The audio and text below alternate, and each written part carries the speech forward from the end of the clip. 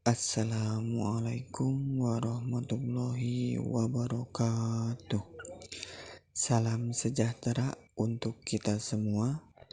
Yang kami hormati Bapak Insinyur Ardijana Handijono, MMSI, selaku dosen pengantar aplikasi komputer dan teman-teman sekalian.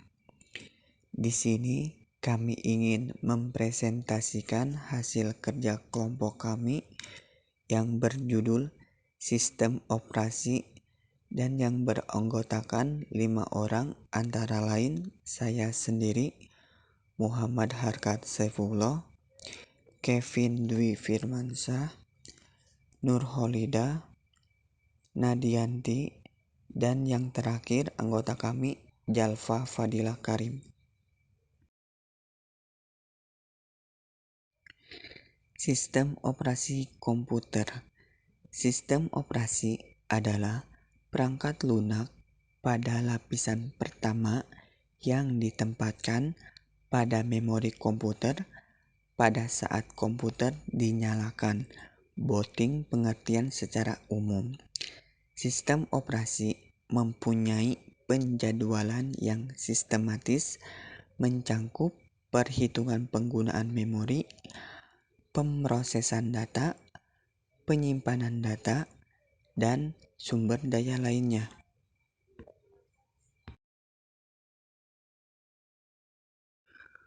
Komponen utama sistem operasi.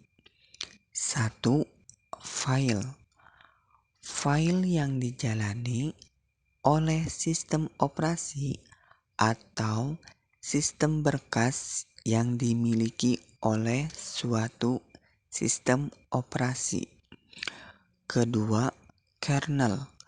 Software atau kumpulan program yang membentuk sistem serta bertugas melayani berbagai program aplikasi untuk mengakses hardware komputer secara aman adalah monolithic kernel, microkernel, hybrid kernel, dan exokernel.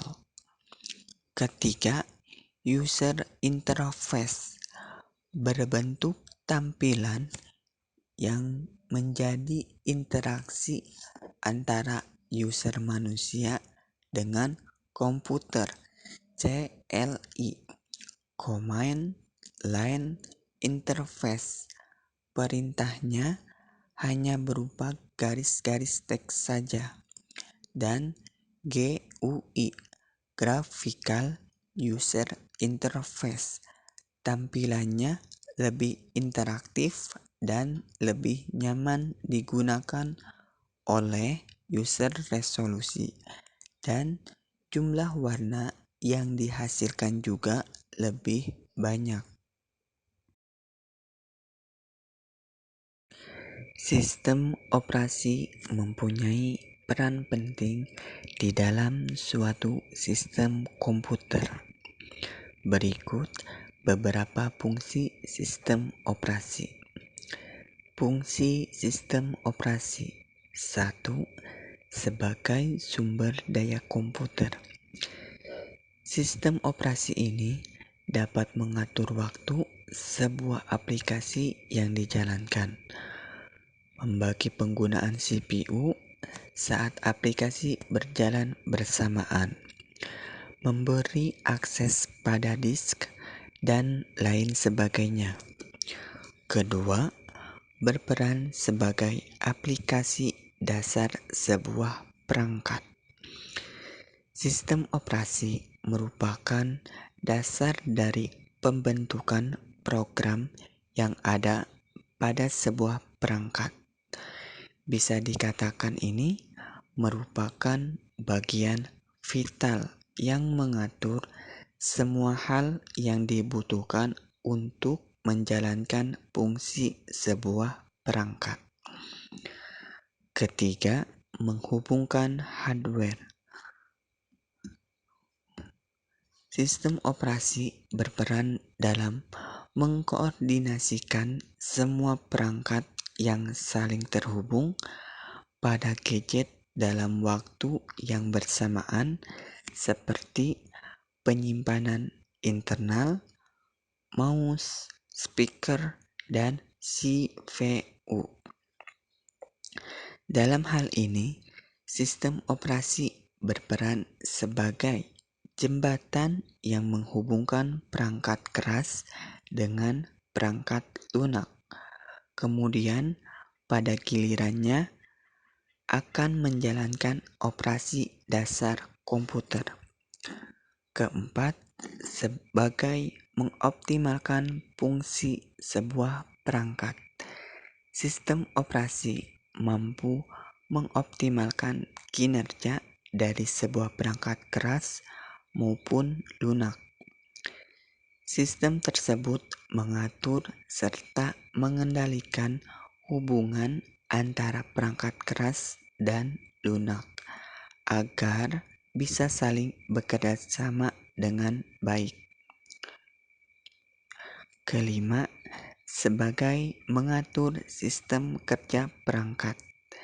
Sistem operasi mengatur serta mengontrol semua fungsi perangkat keras yang digunakan, mulai dari CPU, hard disk, memori, dan lain sebagainya. Tentunya, dengan adanya sistem operasi, seluruh perangkat bisa saling bersinergi dan membentuk kesatuan untuk memaksimalkan fungsi sebuah perangkat. Jenis-jenis sistem operasi yang dijalankan di komputer. 1. Sistem operasi standalone. Sistem operasi standalone dapat digunakan oleh single user maupun multi-user. Sistem operasi ini juga memiliki fitur-fitur yang cukup lengkap dan dapat berdiri sendiri. Contohnya dari operasi standalone adalah Microsoft Windows, Linux, dan Mac OS. Kedua, sistem operasi Live CD. Live CD hanya membutuhkan perangkat CD atau DVD-ROM tanpa perlu menginstal secara permanen di komputer untuk menjalankannya. Sistem operasi ini sangat ringan karena ukurannya yang cukup kecil tapi tidak memiliki fitur dibanding sistem operasi standalone. Contohnya sistem operasi Live CD yaitu Knoppix, CentOS, Linux Mint, WinXP Live CD, dan lain sebagainya. Ketiga, sistem operasi embedded.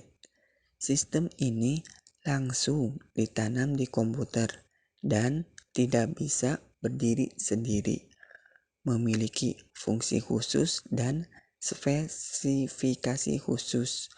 Contohnya dari sistem operasi embedded adalah ECOS, Linux OS, Java OS, dan Embedded Linux. Keempat, sistem operasi jaringan. Sistem operasi jenis ini dibuat khusus untuk menangani keperluan jaringan komputer.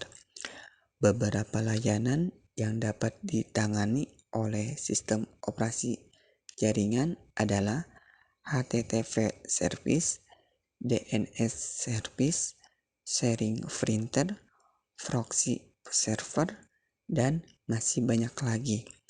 Beberapa contoh sistem operasi jaringan adalah Red Hat, CentOS Service, Cloud Linux, dan lain sebagainya.